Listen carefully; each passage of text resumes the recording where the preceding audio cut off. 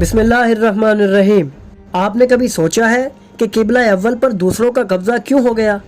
کیا بیت المقدس کی ویرانی پہلے سے لکھی جا چکی تھی؟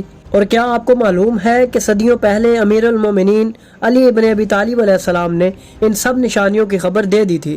تو ناظرین، اگر آپ انہی سب حقائق کو جاننا چاہتے ہیں تو جڑے رہیے ہمارے ساتھ اس ویڈیو میں۔ ناظرین، آج دنیا ایک عجب دور سے گزر رہی ہے۔ فلسطین کی سرزمین پر ناانصافیوں کا اندھیرا چھایا ہوا ہے، بیت المقدس کی فضا سسک رہی ہے اور دنیا تماشائی بنی بیٹھی ہے۔ مگر ناظرین، یہ سب کچھ نیا نہیں ہے، یہ وہی نشانیاں ہیں جنہیں ہمارے مولا علی علیہ السلام نے بہت پہلے بیان فرمایا تھا۔ ہم آج ایک نہایت عجیب اور عظیم کتاب سے بات شروع کرنے جا رہے ہیں، کتاب جعفر، یعنی وہ کتاب جس میں امیر المومنین علی علیہ السلام کے آخری زمانے کے متعلق فرامین موجود ہیں۔ یہ کوئی عام کتاب نہیں ناظرین، یہ ایک قدیم ذخیرہ ہے، یہ ایک آئینہ ہے جس میں مولا علی علیہ السلام نے آنے والے زمانوں کی تصویریں کھینچ کر رکھ دی ہیں۔ اس کتاب میں صرف فلسطین یا بیت المقدس ہی نہیں بلکہ مصر، شام، حتیٰ کہ امریکہ اور کینیڈا جیسے خطوں کا بھی ذکر موجود ہے جو اس وقت دنیا کے نقشے پر موجود نہ تھیں۔ یہ کتاب ان نشانیوں اور عجائبات سے بھری ہوئی ہے کہ جس کے پڑھتے ہی انسان حیرت میں ڈوب جاتا ہے۔ ناظرین، آئیے اب سنیں کہ مولا علی علیہ السلام نے بیت المقدس کے متعلق کیا خبر دی۔ امام علی علیہ السلام فرماتے ہیں، میں دیکھ رہا ہوں کہ بیت المقدس کے گنبدوں کو دوبارہ تعمیر کیا جا رہا ہے، بازاروں کو وسعت دی جا رہی ہے، اور وہ لوگ جو اللہ سے کوئی تعلق نہیں رکھتے یعنی بنی صیون وہی سکونت اختیار کر چکے ہیں۔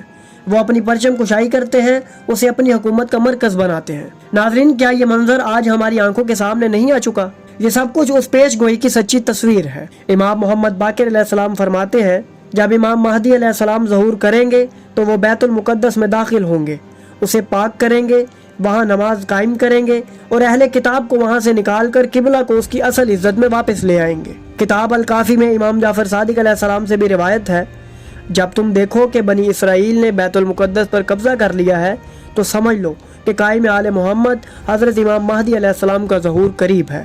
ناظرین، صرف شیعہ ذخیرہ ہی نہیں بلکہ اہل سنت کی کتابوں میں بھی ایسی بشارتیں موجود ہیں۔ کتاب الفتن میں روایت موجود ہے، ہمیشہ ایک گروہ میری امت میں حق پر قائم رہے گا، ان کا مرکز بیت المقدس ہوگا اور امام مہدی علیہ السلام کا ظہور ہوگا جو ان کی نصرت کریں گے۔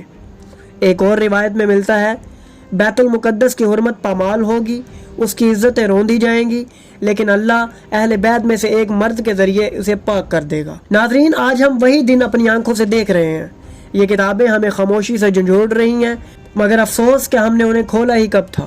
ان کتابوں کو نہ پڑھنے کی وجہ سے ہم سب ان علوم سے دور رہے۔ ناظرین، اہل بیت علیہ السلام نے خبردار کیا، راہ دکھائی، مگر ہم نے ان کے کلمات کو دیواروں میں قید کر دیا۔